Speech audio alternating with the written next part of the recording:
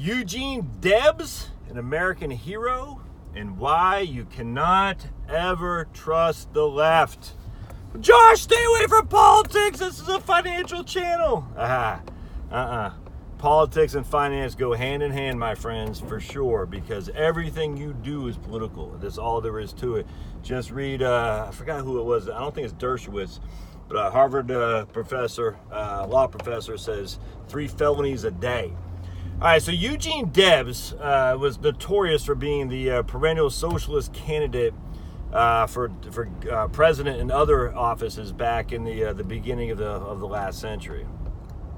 Now, I don't know what he ended up doing. I don't know if he's a Stalin sympathizer. I have no idea. He might well have been. A lot of people were Stalinists or sympathizers to the great Soviet Union before they knew the George Bernard Shaw, for instance, before they knew the atrocities committed under the tyrannical regime of Stalin.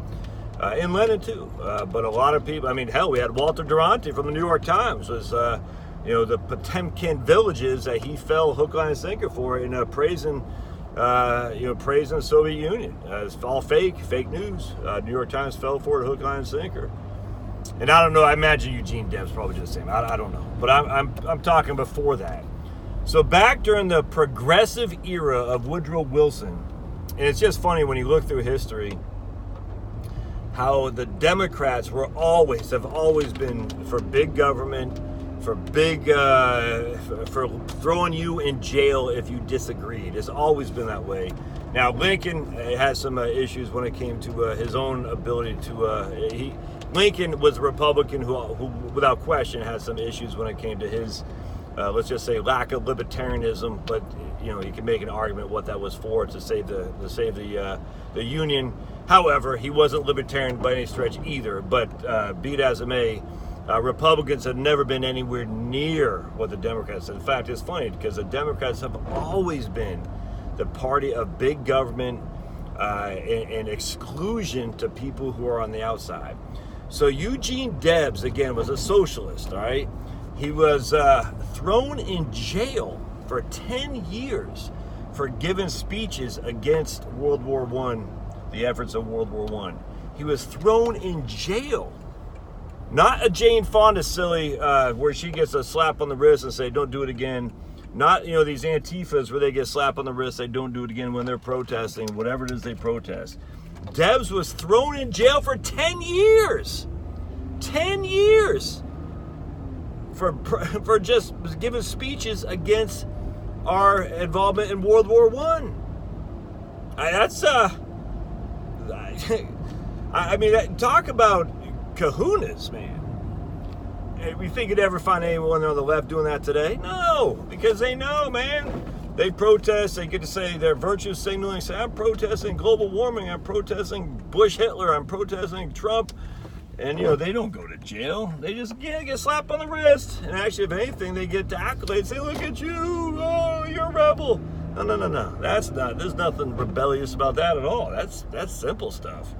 In fact, if anything, it enhances their standing with the far left, the progressives.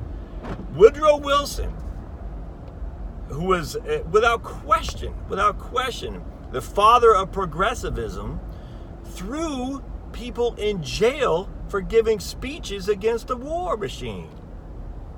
And people, socialists, Eugene Debs, crazy.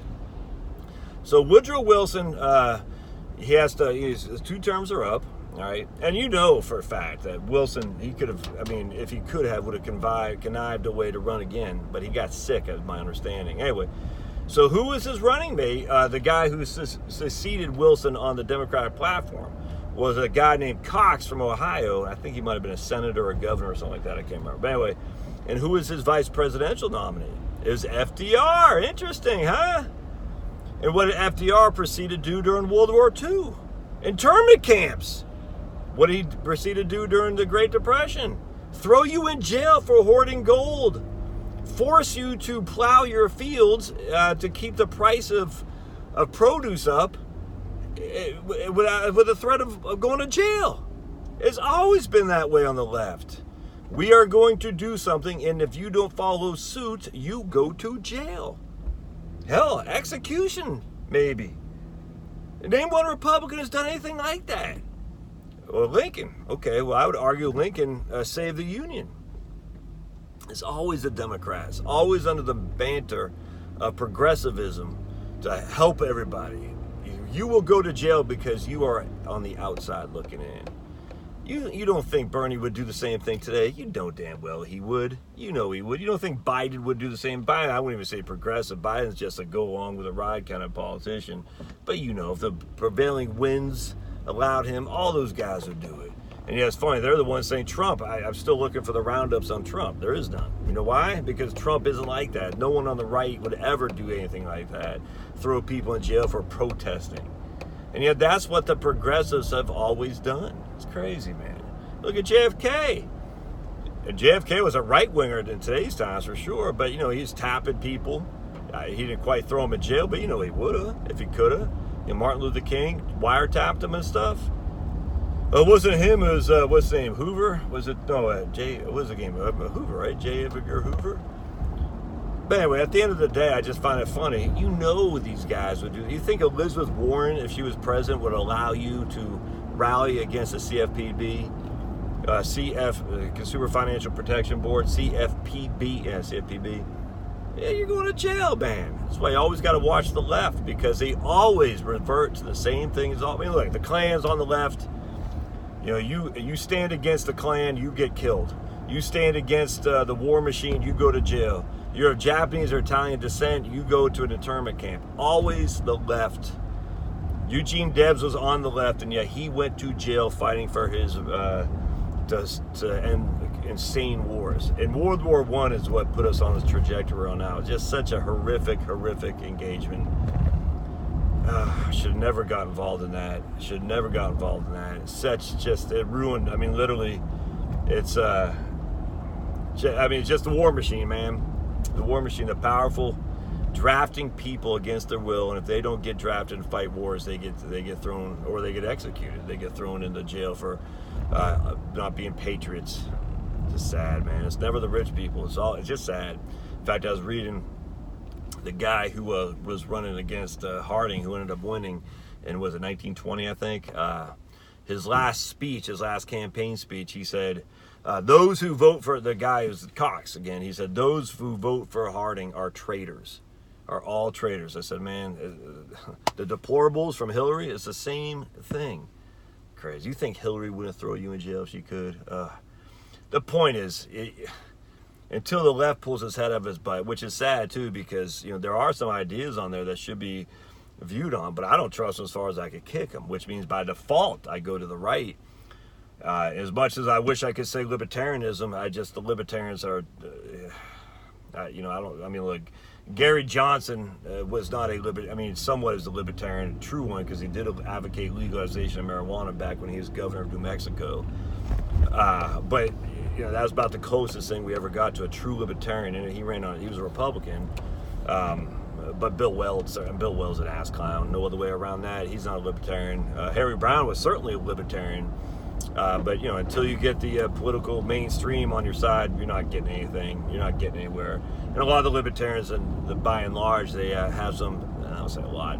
A good proportion of libertarians are inherently anti-American. They just don't like the war machine, but they don't like the American war machine primarily. And they find America is more flawed than good, and I completely disagree with that. America is much more good than flawed, which is why I'm a nationalist, because America's a good country. We have some issues for sure, but America, of what we have become, is wonderful. And the Libertarian Party, as it is constructed with its members today, a lot of them don't see America as a cause for good. They see it as a source for evil. And I find that to be offensive, frankly. And that's why the Libertarians, as we sit here today, will never be my party. The anarcho-capitalist, which I would consider myself an anarchist capitalist and a voluntarist, would say, because the word anarchy has been so corrupted by the Antifa far leftists. But that would be where I throw my political lot in. Say, look, I let people do whatever the hell they want to do. I literally could care less as long as it don't hurt anybody. I literally don't care what you do. Just don't hurt anybody. If you don't hurt anybody, you can do whatever you want. Don't care. Trade with whatever you want, don't care. Engage in whatever behavior you want, don't care, as long as you're not hurting anybody. That's where I throw my lot in, and a lot of libertarians are like that, but they're, at the end of the day, they still hold hostile the founding of America, because they think we are, colonialists and whatnot. And I mean, every country has made mistakes, every person has made mistakes, but we are the best thing it's ever been. And I just fundamentally can't throw in a lot with people who find America as flawed from the inception, because I don't. I find America is wonderful, and you should too.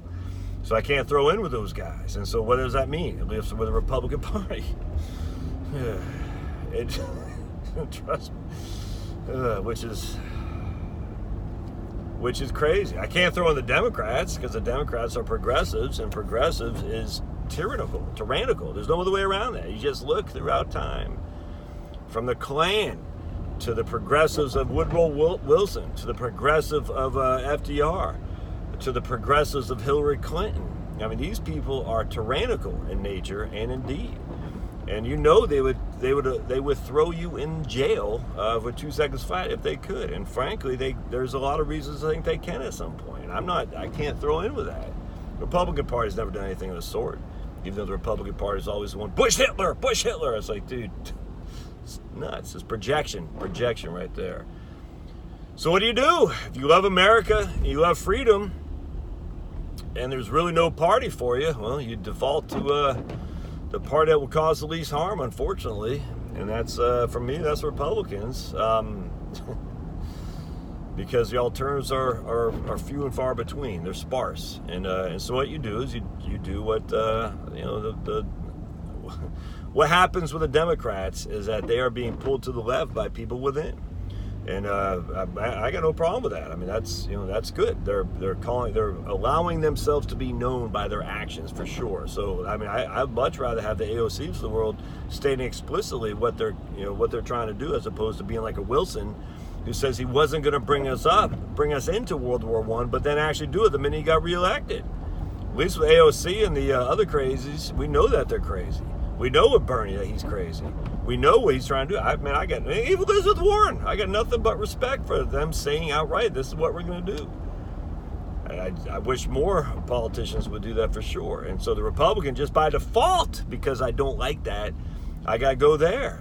So frustrating. And you're like, but the Republicans are. I mean, look, they're better only in that they're less bad, if that makes sense. And that doesn't get me fired up.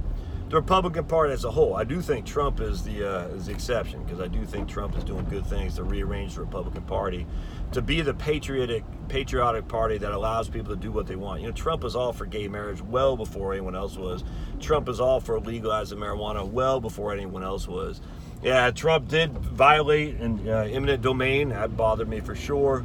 And Trump did. I mean, look, there's definitely some crony capitalism in there, for sure. At the end of the day, though, Trump is restructuring the U.S. as it is today with a presidency that I support without question. I do.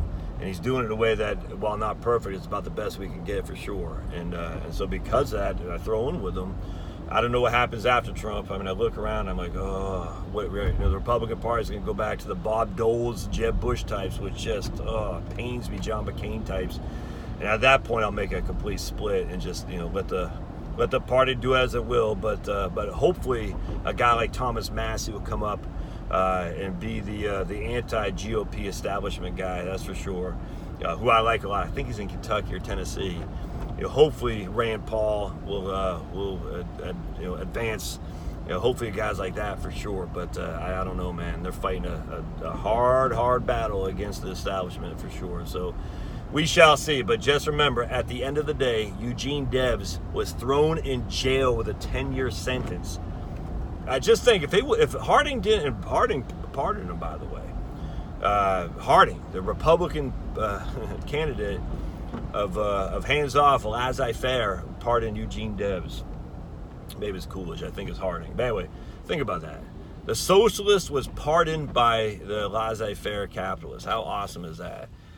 And then Coolidge came along behind him and said the same thing. The business of America is business. And We need a guy like that or a lady like that again, and that's Trump isn't it, but for the short term he is. He is arresting the flow downwards for sure, down the drain. And while not perfect, we needed to stop the assault, and Trump has done that. So I credit Trump for stopping the assault. Now we need to pick out the pieces once he's served his another 4 years and rebuild a freedom society that says, look, we respect people. We aren't going to throw people in jail for political disagreements, and we're going to rebuild on a respect for a freedom of association, freedom of speech, freedom to engage in your behavior as you see fit without hurting other people. Hopefully we get rid of these silly licensing laws. I mean, think about it. You think for right now, let's just say you don't believe in vaccines and you're a doctor. And again, vaccines are all encompassing. You might believe in MMR, and that's fine. But let's say you don't agree with all the 19 that CDC prescribes for infants. So you're like, no, I'll give you MMR, but I'm not going to give you all the rest. And Bernie's in charge now. Do you think you'll be able to maintain yourself as a practicing physician in the United States under Bernie care? No, you're not, and probably you'll go to jail. And that's the issue. Licensing laws are a way for government to determine who obeys and who abides. And unfortunately, well, it's just unfortunate, and we're going more and more that direction. The only thing standing in the way is Trump, and now hopefully he will continue to stand in the way. That's my hope, but we shall see in terms of if he gets reelected. But for the time being, we have to arrest that. Like I said, stop the march towards statism, where if you don't do what the government tells you to do, you can't practice your work. And that's scary, man. That is scary. So we will see. But again, remember, Eugene Debs, 10. I mean, that's what I was going to say. It's like Lenin. Lenin was exiled out of Russia.